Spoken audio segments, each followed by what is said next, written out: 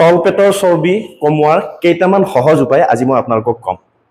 বহুত সংখ্যক লোকৰ এটা প্ৰব্লেম থাকে, মানে অসুবিধা থাকে। তেওঁলোকে ইণ্টাৰমিডিয়েট ফাষ্টিং কৰিয়ে হওক বা যিকোনো ধৰণৰ এক্সাৰচাইজ কৰিয়ে হওক বা বেলেগ কিবা কেলৰিক ডেফিচিট ডায়েট ফ'ল' কৰিয়ে হওক, ওজনটো ঠিকেই কমাই দিয়ে, কিন্তু পেটত চৰ্বিটো ৰৈ যায়। তলপেটত, বিশেষকৈ তলপেটত চৰ্বিটো ৰৈ যায়। আৰু এই প্ৰব্লেমটো মেক্সিমাম মানুহৰ হয়। আমাৰ হাত ভৰিবোৰ সৰু হৈ যায়, কিন্তু পেটত চৰ্বি ৰৈ যায়। এতিয়া সেই চৰ্বিটো কি কাৰণে নকমে আৰু কেনেকৈ সেই তলপেটৰ চৰ্বিটো আমি কমাব পাৰিম, এই ভিডিঅ'টোত আজি তাকে ক'ম। প্ৰথম কথা, সেই চৰ্বিটো নকমাৰ মেইন কাৰণটো হ'ল আমাৰ প্ৰটিন ডেফিচিয়েঞ্চি। মই প্ৰত্যেকটো ভিডিঅ'তে কৈ থাকোঁ যে আমাক প্ৰটিন খুবেই দৰকাৰ। আমাৰ শৰীৰত থকা মাছলছখিনি ধৰি ৰাখিবৰ কাৰণে বা আমাৰ শৰীৰত মাছল গেইন মানে মাংসপেশী বঢ়াবৰ কাৰণে প্ৰটিন লাগিবই। উইদাউট প্ৰটিন মানে প্ৰটিন নোহোৱাকৈ আমি মাংসপেশী বঢ়াব নোৱাৰোঁ, অকল এক্সাৰচাইজৰ জৰিয়তেই হওক বা বেলেগ কিবা খাদ্যৰ জৰিয়তেই হওক, আমাক প্ৰটিন লাগিবই। আৰু যদি আপোনালোকে ফেট লছ ভালকৈ কৰিব বিচাৰিছে, তেনেহ'লে আমি প্ৰটিনযুক্ত খাদ্য খাবই লাগিব। আমাৰ শৰীৰৰ ওজন যিমান হয়, যদি মোৰ শৰীৰৰ ওজন 50 কেজি, তেনেহ'লে মোক মিনিমাম 50 গ্ৰাম প্ৰটিন দৈনিক লাগিবই। আৰু সকলোৰে এটাই লক্ষ্য হ'ব লাগে, ফেট লছেই হওক বা ওজন বঢ়াবৰ ক্ষেত্ৰতেই হওক, সদায় মাছল গেইনটো মানে আমাৰ লক্ষ্য হ'ব লাগে। আমি যদি ওজন কমায়ো আছোঁ, আমাৰ মেইন লক্ষ্যটো ওজন কমোৱাটো হ'ব নালাগে, আমাৰ মেইন লক্ষ্যটো হ'ব লাগে মাছল গেইনটো, মানে মাংসপেশী বঢ়োৱাটো।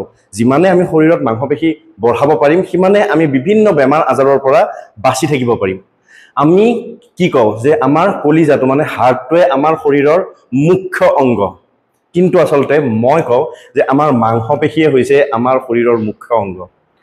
আমাৰ শৰীৰত যদি মাংসপেশী নাথাকে, তেনেহ'লে হাৰ্ট যিমানে ষ্ট্ৰং নহওক, আমি হাৰ্টক ষ্ট্ৰং কৰি ৰাখিব নোৱাৰিম। আমাৰ শৰীৰত যদি মাংসপেশী কমকৈ থাকে, তেনেহ'লে আমি লিভাৰ, কিডনী, হাওঁফাওঁ এইবোৰ কেতিয়াও ষ্ট্ৰং কৰি ৰাখিব নোৱাৰোঁ। গতিকে মাংসপেশী আমাক লাগিবই। আৰু মাংসপেশী আমি যদি বহুত বছৰ বয়সলৈকে ধৰি ৰাখিব খোজোঁ, তেনেহ'লে প্ৰটিনযুক্ত খাদ্য আমাক লাগিবই। গতিকে প্ৰটিনযুক্ত খাদ্য আপোনালোকে এভইড নকৰিব।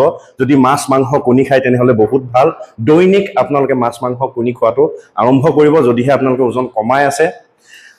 আৰু যদি আপোনালোকে ভেজিটেৰিয়ান, তেনেহ'লে ব্ৰকলিয়ে হওক, কেপচিকামেই হওক, কেপচিকাম নহয়, এইটো আমাৰ মাছৰুমেই হওক, পনীৰ, টফু, চয়াবিন, বুট মগু বা আমাৰ যিটো চাটু পাউডাৰ, বা যদি আপোনালোকে পাৰে তেনেহ'লে হুৱে প্ৰটিন, এনেকুৱা ধৰণৰ বস্তু আপোনালোকে দৈনিক খোৱাটো আৰম্ভ কৰি দিয়ক।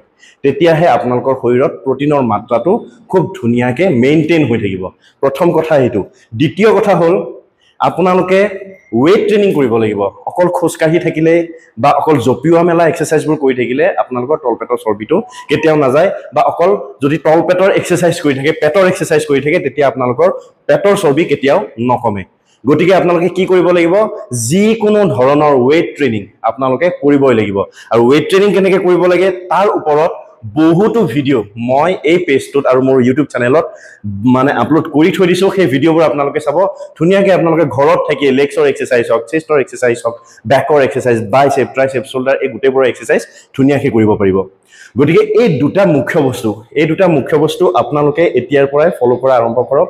দেখিব খুব ধুনীয়াকৈ আপোনালোকৰ তলপেটৰ চৰ্বি কম হৈ গৈছে। তাৰ লগতে বাকী কথাখিনিতো আমি সকলোৱে জানো যে আমি মিঠা বস্তু খাব নোৱাৰিম, মিঠা বস্তু খাব নালাগে, বাহিৰৰ ফাষ্ট ফুড, জাংক ফুড আপোনালোকে নাখাব, পেকেটৰ বস্তু আপোনালোকে নাখাব, এইখিনি বস্তু আমি সকলোৱে জানো। পানী অলপ বেছিকৈ খাব। আৰু এটা কথা, ষ্ট্ৰেছ নল'ব, বেছি টেনশ্যন লোৱা কাম নকৰিব। লগতে ৰাতিৰ টোপনিটো যিমান পাৰে ভালকৈ শুব। মিনিমাম 6 ঘণ্টা সময় ৰাতি যাতে যদি ভালকৈ শুৱে, তেনেহ'লে এই তলপেটত চৰ্বি যে ৰৈ যায়, এই অসুবিধাটো নহয়। একেবাৰে সহজ কথা। এই বস্তুকেইটা যদি আপোনালোকে মানি চলে, তেনেহ'লে আপোনালোকৰ তলপেটত চৰ্বি যদি ৰৈ গৈছে, সেইখিনি ধুনীয়াকৈ গুচি যাব।